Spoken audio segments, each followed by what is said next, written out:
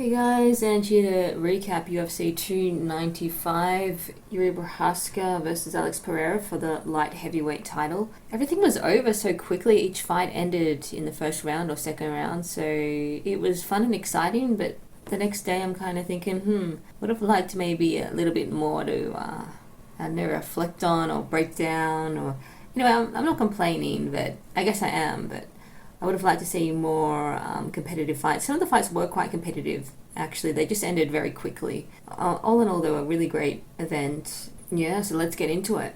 Alex Pereira becomes the new light heavyweight champion by TKOing Yuri Prochazka at the second round at 4 minutes 08. A controversial stoppage. I kind of thought it was maybe a couple of seconds too early, but I think it was the right call. Afterwards, Yuri said that he was buzzed and it just aesthetically didn't look very pleasing, and Yuri was still moving. Although he admitted he was knocked out, he has been able to fight beyond getting knocked out before. Some fighters have that ability that they're so instinctually, their muscle memory is so good that they just keep fighting and then they can recover, and that's kind of what Yuri was talking about, but unfortunately it got ended a bit soon. I personally think, though, that Pereira would have just kept hitting on him and causing more damage, and maybe Yuri would have gotten out of it, though. You never know, because Yuri is he's very tough. He knows how to withstand those kinds of exchanges, that kind of adversity. But that was very brutal, the way Pereira caught him and then just grounded and pounded him. So I think that it was probably going to end there anyway. It just, the way that Yuri kept going once it was called off just made it look bad, but I think Pereira was creating a lot of damage there. Going into this fight, I thought both men looked really good, really well composed, really mentally and physically great, especially Yuri. I was a little bit skeptical about how well his shoulder was. I think the way he fought, he came into the octagon, he seemed to be composed and not too crazy and not too reckless, so I think he had a really good game plan there maybe, but also the crazier Yuri probably would have had a bit more success. Yuri was having a lot of success in the fight. I felt like Pereira started off strong, and then at the end of the first round Yuri took him down, and then Yuri started opening up a bit more, but essentially the leg kicks of Pereira were really causing damage, I thought, and I just wish it went a bit longer so I could so I had more to work with here. But I don't know, I think the way that it was heading, though, is that Yuri was finding some success and he was showing some improvements. I think Pereira was holding back for that counter shot to just knock him out and get him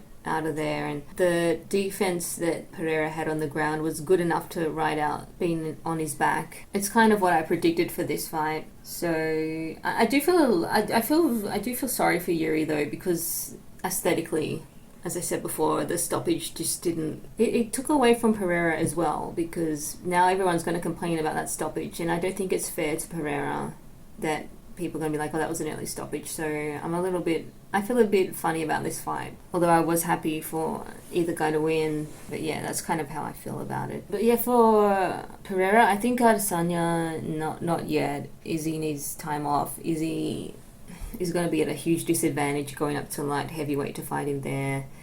So I think Izzy's smart enough and he needs a break anyway, so I don't think he'll bite on that. I think Jamal Hill's a really exciting matchup for Pereira. That's going to be so good. For Yuri, it's a bit disappointing, but he could easily rebuild himself. Maybe fight someone like, I know Rakic and Jan Blachowicz have been matched up.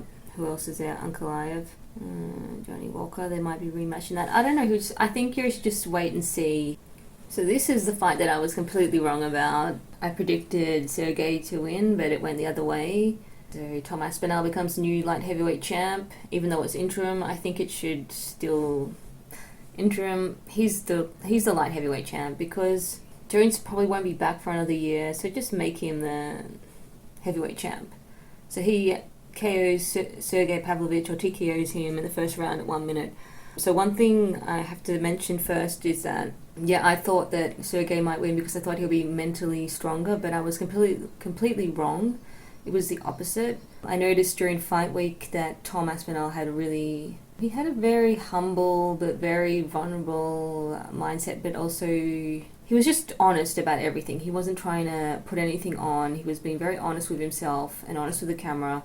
And I noticed in the press conference, he just sort of big brothered Pavlovich a bit at the end, because he just put his hand on his shoulder, like just asserting himself, saying, and he's nice, but it's just little subtle things like that say, oh yeah, I'm the big brother. And he did that. He got inside his head in a very, very subconscious way. This is something that Oliveira does when he fights his opponents in the cage. He likes to get right in their space and dominate that way. And it's a very smart tactic. And it's maybe he wasn't even aware that he was doing it, but it kind of gives him the authority. It gives him the authority and gives him this kind of alpha thing in the cage as well. I really think that counts for something. I could be crazy, but I think it counts. Little things like that, they count for things.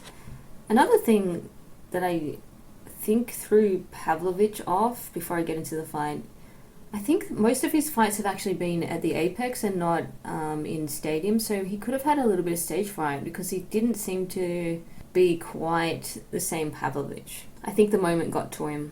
And on the other hand, Tom Aspinall, he's had quite a few main events now. Not this is a main event. He's had quite a few main event shows in the O2, and he's used to it now. So that really, really, I think, helped him here. But regardless, I think he composed himself very well. I didn't really get to see much into how Pavlovich was doing this week. I mean, last week. But there wasn't really much to work with there. But he just didn't seem to be engaged at all with the media. And, I mean, that doesn't really mean anything. That I think in the end it did end up counting for something, because I think Tom allowed himself to sort of get more into the whole event of everything, not just the fight, but everything. And it all kind of counts in a way. So, yeah, I was extremely impressed with Tom Aspinall.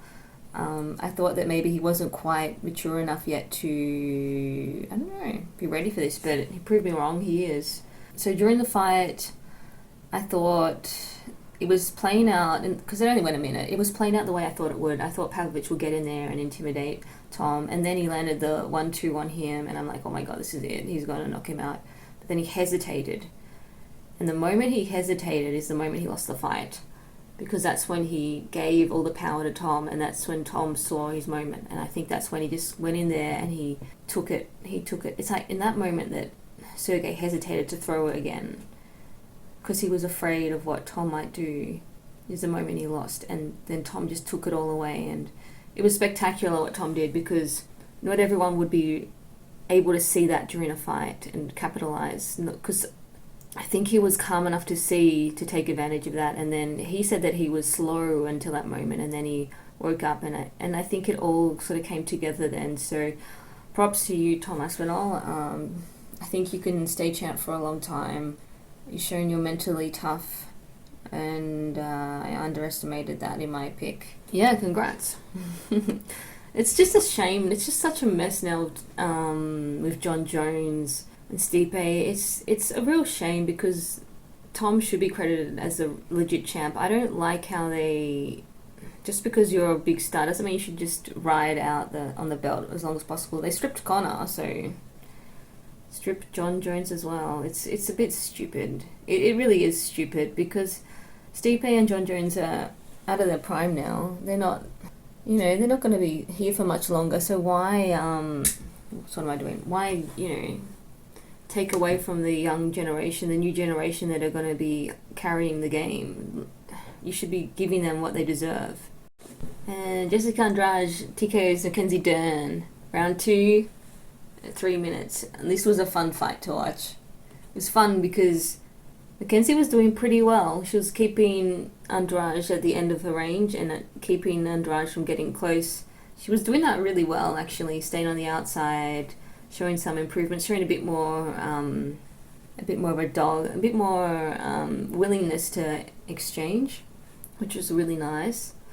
But then eventually Jessica started to find her rhythm and find her range, and then she got in there and she dropped her a few times, and then Mackenzie just kept getting back in there, and it was great. I mean, there's only so many knockdowns you can take, and unfortunately she couldn't get away with it the way Oliveira has, so yeah, It was a great fight, a great comeback for Andrade. She deserves it. So it's a shame for Mackenzie too because she fought well, but there's levels to striking in this game. But I do admire what Mackenzie shown, but you got to be well rounded nowadays to have any chance of being in the top 5 or world championship caliber. Yes, that's all I've really got to say.